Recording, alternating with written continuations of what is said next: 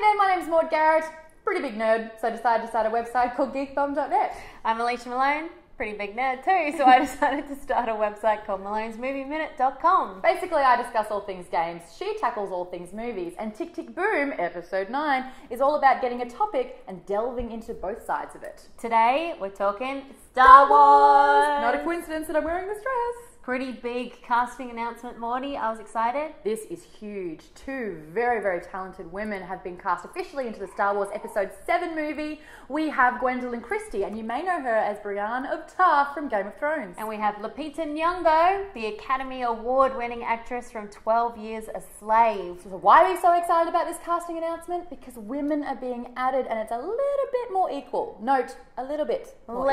Tiny bit. I mean, both of us and many of you out there also the same thing when we saw that initial cast photo from Star Wars.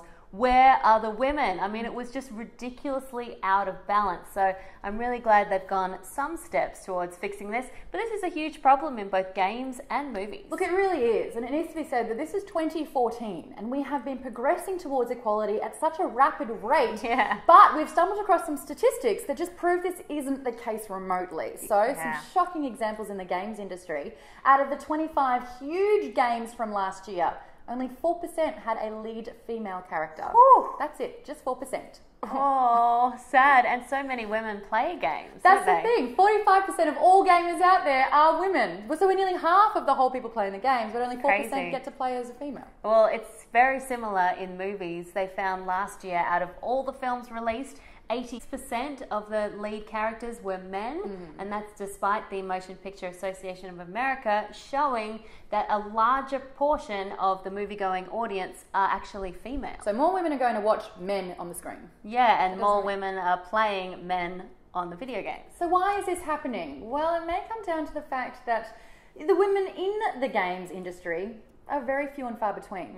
So if you're a designer, you make up 10% of all designers in the games industry, and programmers, female programmers make up 3%. That's it. They also found that out of all the major roles in a movie, only 6% of them are usually filled by women. So is this like producers, directors?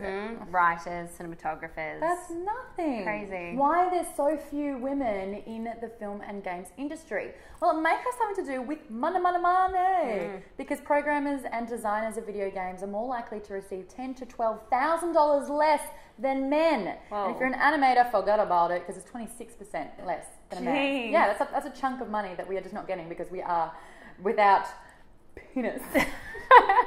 Well, Sundance just did a study and they found that female independent directors find it much harder to get financing for their movies. Also, they find that women ask for 30% less money when they're negotiating, so therefore they do get paid less also. And just to try and get it across the line, I mean, that's an incentive.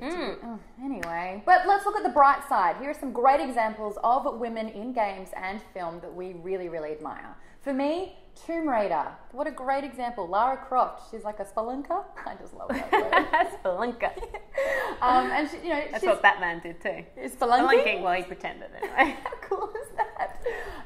So she's a strong female character, and let's face it, she's been around for over a decade, so you know that it's a sure thing, and the games are successful. And the same goes for Metroid. Samus Aran is a strong female character, even though she was written genderless, which I think could be the key to overcoming all gender issues. Yeah, well, I was speaking to Sigourney Weaver about this yesterday. Her name. My name. Oh, delicious.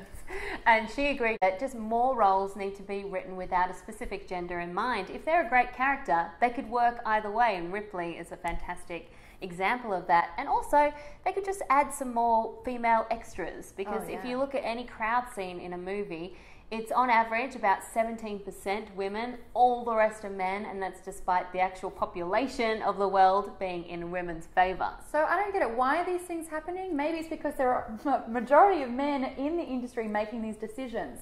I know a statistic is that the average gamer now is over 30 and they've been gaming for about 13 or so years. So that means they've been, used to this. For 13 years they've had to put up with not many female leads, and if they are a strong warrior, all Lara Croft, they're wearing very little clothes. That's right. So this is sort of a stigma that we've just become accustomed to. But I am warmed, my heart is warmed by the results of Gravity and Hunger Games and even Maleficent over the weekend. Okay, the film wasn't that great. I loved it. Frozen as well. Frozen. Yeah. It's not about falling in love with a man anymore. It's about love. Saving yourself in good female relationships. This is what it's all about, people. Yeah, no sickos. Well, this has been Tick Tick Boom, episode 9. We are talking about females in games and film. What are your thoughts? Do you think that we are making sense here? Do you think the reason why this is the case is because we've just kind of put up with it? Yeah. Do you see any ways that this could change? Are you all for seeing more women in video games and movies? Let us know below. And don't forget, we choose your topics, so anything else that you'd love us to cover in Tick Tick Boom, make sure you comment as well. This has been Tick Tick Tick Boom. Boom. Tick Tick Boom.